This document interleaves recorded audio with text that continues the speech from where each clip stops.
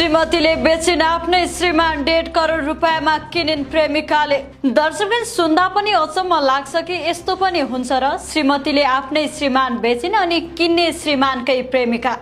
यो केवल फिल्ममा देखिने दृश्य लागे पनि यो वास्तविक घटना रहेको छ। मध्य प्रदेशको राजधानी भोपाल स्थित कुटुम्ब न्यायालयमा हालै सार्वजनिक भएको एक अनौठो घटनाले व्यापक चर्चा पाएको छ, जसले 90 को दशकको चर्चित फिल्म जुदाईको सम्झना ताजा गराएको छ। शहरको एक परिवारमा शान्ति कायम गर्नका लागि सम्बन्धलाई वित्तीय सम्झौता मार्फत अन्त्य गरिएको छ।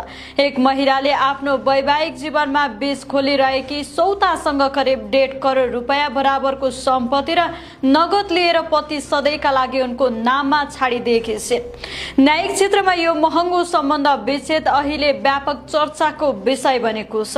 कानुनी र सामाजिक दृष्टिले असामान्य मानिएको निर्णय अहिले व्यापक बहसको विषय बनेको छ। प्राप्त जानकारी अनुसार केन्द्रीय सरकारी विभागमा कार्यरत 42 वर्षीय एक अधिकारीले आफ्नै सहकर्मी 54 वर्षीय महिलासँग प्रेम सम्बन्ध सुरु भएको थियो। समयसँगै सम्बन्ध गहिरिँदै जाँदा उनले आफ्नी पत्नी र 2 छोरीलाई बेवास्ता गर्न थालेका थिए।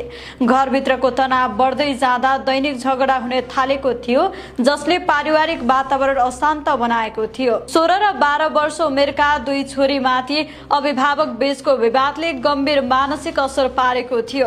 अन्ततः ठूली छोरीले साहस देखाउँदै मुद्दा कुटुम्ब न्यायालयसम्म पुर्याए।